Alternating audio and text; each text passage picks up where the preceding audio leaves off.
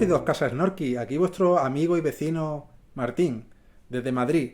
Hablamos hoy de la nueva película de Zack Snyder, Rebel Moon.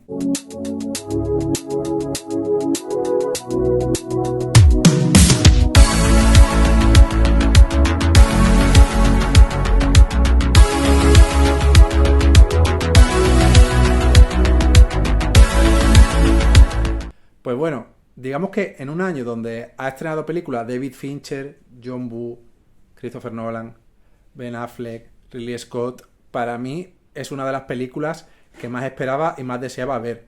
Porque yo soy Zacólito, yo estoy Zactivated. Yo confío en el bueno de Snyder.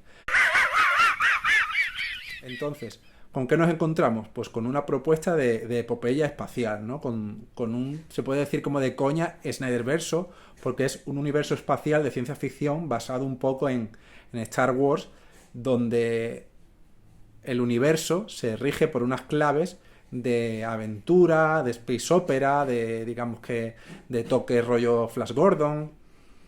Digamos que la génesis de todo esto vino por parte del director de 300, que propuso una especie de trilogía a Disney para hacer en el universo de Star Wars. Y como no se la compraron y le fue tan bien con Netflix después del Ejército de los Muertos, pues al final acabó haciendo su universo extendido en la plataforma de la famosa N. Entonces, ¿qué pasa? Pues que ya tiempo después, por fin, tenemos la primera entrega de la saga, ¿vale? La primera entrega de Rebel Moon, parte 1, La Niña de Fuego, ¿vale? Que en abril del año que viene tendremos la segunda parte. Entonces, ¿con qué nos encontramos? Pues nos encontramos con todos los clásicos elementos de la puesta en escena de Zack Snyder. O sea, un montón de tíos musculados enseñando la tableta, cámara rápida, preciosismo estético, gran fotografía, líneas de diálogo con mucho punch, aunque ya bastante vistas ya, ¿no? Suena un poco como a cómic de Mark Millar. Pero bueno, dentro de todo esto tenemos una historia que bebe mucho, dicho por él mismo, de los 7 samuráis de Kurosawa. Entonces eso a mí ya me motiva y me estimula, ¿no? Porque digamos que Los 7 samuráis es como una de las mejores películas de la historia del cine para mí. ¿Y qué pasa? Pues que Los 7 samuráis va pues de un poblado, un pueblo de campesinos muy pobres en el Japón feudal, que se ven sometidos al yugo de unos señores de la guerra que llega al poblado exigiéndole que la mayor parte, por no decir toda su cosecha, pues se la entregaran a ellos al final pues de cada época de siembra, ¿no? De cada época de cultivo. Entonces, ¿qué ocurre con esto? Pues que ante el miedo de que sus vidas se vean truncadas, pues deciden contratar a unos samuráis para que luchen contra estos señores feudales y le den pal pelo para ellos por fin pues quedarse libres de ese yugo y poder dedicarse simplemente al cultivo sin ningún tipo de miedo a quedarse sin comida para ellos mismos y quedarse ahí en la mierda. Entonces, ¿qué pasa? Pues que esto en manos de Zack Snyder pues se convierte en una película de acción, en una mezcla de por ejemplo, me recuerda mucho a cómo reclutaba a los personajes en el Ejército de los Muertos o incluso cómo se unía toda la Liga de la Justicia en el corte de Zack Snyder. Pues mucha presentación breve de personaje con su escena de acción para mostrar pues el tipo de características que tiene para unirse todos en una lucha común para defendernos del mal. Al final la película es muy sencilla y es una película de bien contra el mal, ¿no? Y es verdad que el último acto de la película de Kurosawa molaba mucho porque al final los campesinos tenían ahí un giro al final y digamos que la película de Snyder pues eso se queda más abierto a lo que pasará en la secuela. Así que nada, digamos que a grosso modo es la introducción en un nuevo universo, en un universo pues regido por unas claves muy similares a las del universo creado por George Lucas, y nos plantean un escenario donde hay unos villanos, donde hay unos insurgentes y donde en un planeta remoto de una galaxia muy muy lejana, pues una chica, Cora, nuestra protagonista, la modelo y actriz Sofía Boutella, pues se encarga de formar parte de una nueva familia que ha encontrado después de un pasado muy oscuro y misterioso. Entonces ella simplemente pues, se dedica al cultivo, trabaja muchísimas horas, empieza a tener ahí como un interés amoroso, y en estas pues llegan los malos, ¿no? Llegan al planeta pues los típicos clásicos militares que se podían considerar del régimen del emperador Palpatine. Entonces nada, pues vemos cómo llegan unas naves a nuestro planeta, unas naves que están cojonudamente diseñadas y con unos planos de aterrizaje como que nunca había visto un aterrizaje de una nave espacial desde esas perspectivas, con esos ángulos, con ese polvo de aterrizaje cayendo directamente a los ojos del espectador. Muy guay, muy guay. Y nada, digamos que básicamente pues llegan ahí y hacen como la peli de Kurosawa y exigen que todo lo que cultiven tiene que ser directamente para ellos, porque ellos se han enterado de que a pesar de todo, esos campesinos tienen una especie de extraperlo con insurgentes y a ellos lo que les interesa sobre todo son los insurgentes. Entonces digamos que ya los malos forman ahí como una especie de colonia y entonces pues se proponen por ahí abusar de su poder y acabar pues con los pobres campesinos que solo van a vivir para trabajar. ¿En estas qué pasa?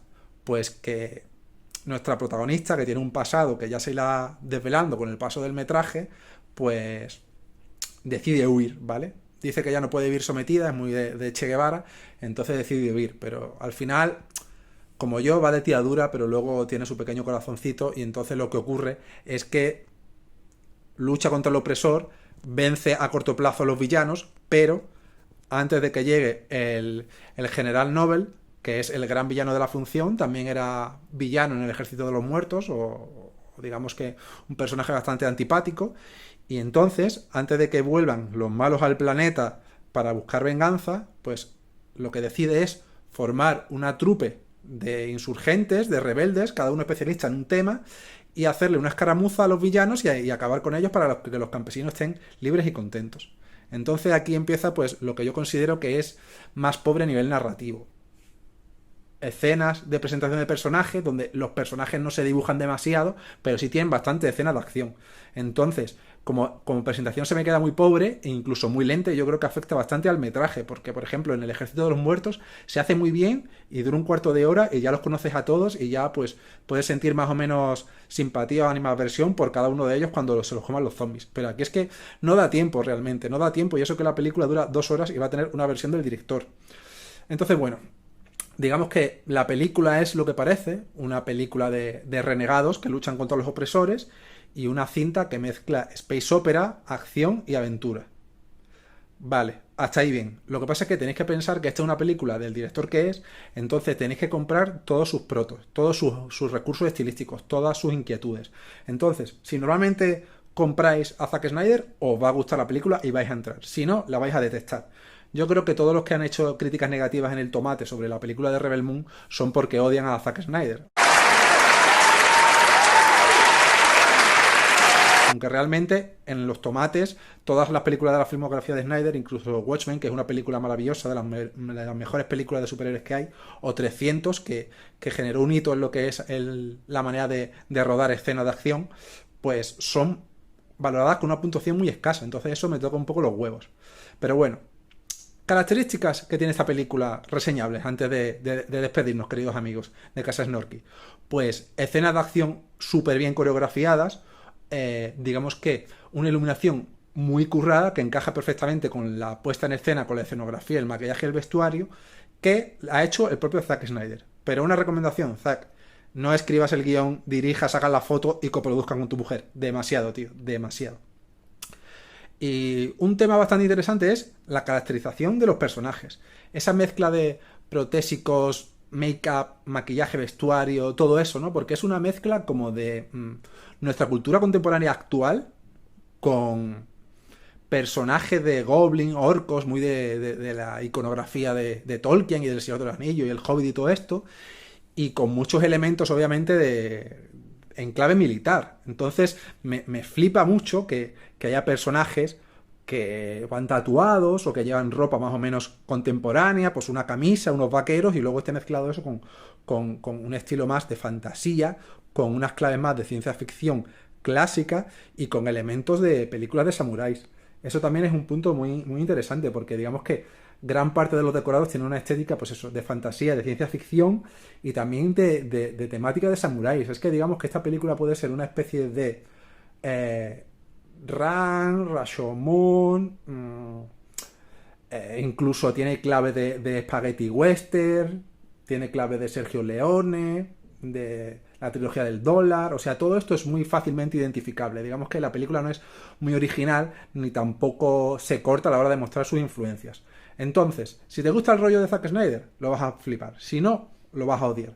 Pero bueno, espero que lo veáis, que escribáis en comentarios, tanto si os gusta como si no, y me dais el porqué, ¿vale? Digamos que la película es honesta consigo misma y cuenta lo que cuenta, ¿vale? Sembrando muchas ideas para luego futuras entregas. Así que nada, como diría Javi, sed buenos, pero con malicia. Nos vemos en un siguiente vídeo de Casa Snorky y si me contratan, pues ya iré contándoos otros estrenos que ocurran en Madrid, que yo ya sabéis que soy su emisario favorito. Así que nada, un saludo.